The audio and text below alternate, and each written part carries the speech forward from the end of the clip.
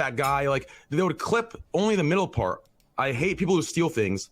A black guy came in and stole. Like they would clip that and they would twist it, and instead of addressing the point I was making, they'll make it into I'm a racist and I'm blaming all black people for stealing.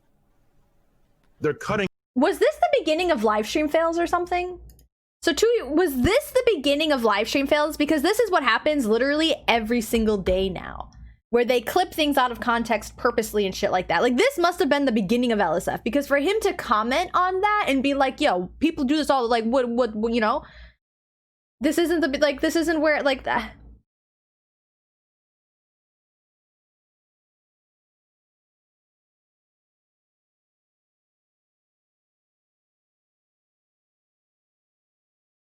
And they're pasting. Yes and no. So they're cutting my 36 seconds, and then they're conjuring up the rest of the story, and they're pasting my 36 seconds in the middle of that story.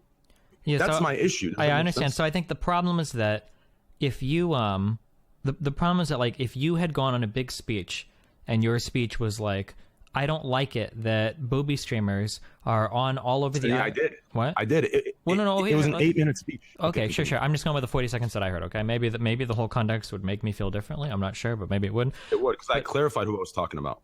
Well, continue. Sure. So if you were to say something like, I think that booby streamers on Twitch are selling sex, essentially, and they're lying, they're being disingenuous about it, and it's not fair that when I call them out, I get called a sexist. I think that statement on its own is a pretty strong and pretty easily defensible statement.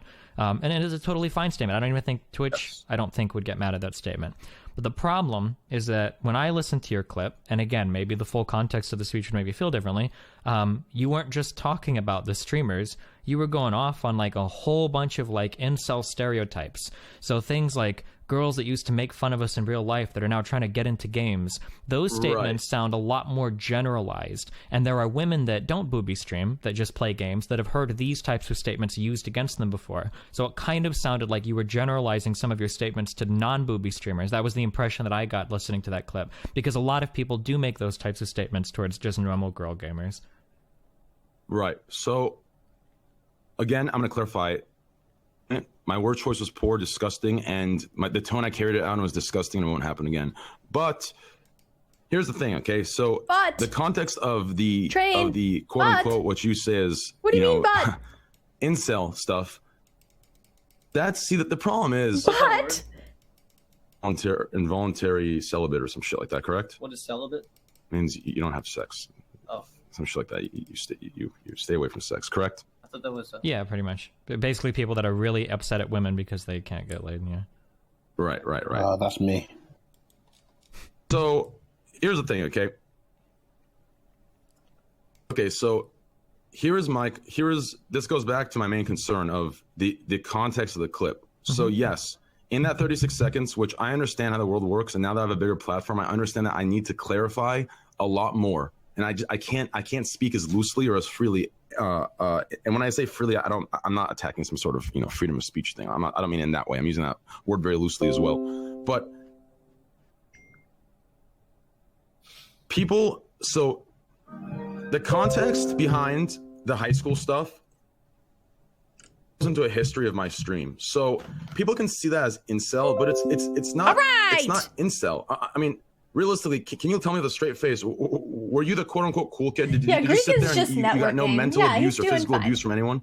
I mean, I don't think I was abused by kids at school, but I thought I was like a cool kid. I did band and I was really funny, so I had a lot of different friends in a lot of different groups. I honestly, like, if there was a way to make it so that, like, Trainwreck wasn't worried, I would love to see his take on this today.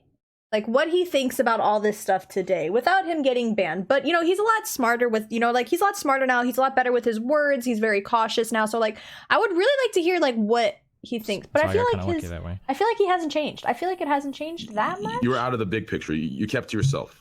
I mean, I wasn't.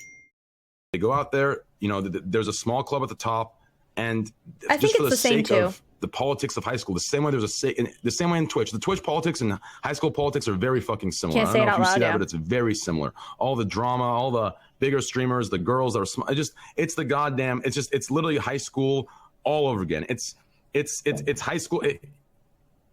It's the goddamn fucking redemption for half the people of their failed high school lives or whatever, their failed high school social lives. So the context of we were bullied in high school, you know, we were rejected. It's not necessarily a thing about, you know, incel show. It's shit that happens. Like if you get bullied by a girl, it doesn't mean you are some sort of loser or you are an incel. You can't or you can't have sex. Does that make sense? A lot of people had sex, but they're still bullied. They're still pushed around. They're still mentally abused and physically harassed. The mentality behind incel isn't so much related to sex. What it is it's this deep resentment towards women in general because of how some women might have wronged you in high school. The true meaning of incels, boys.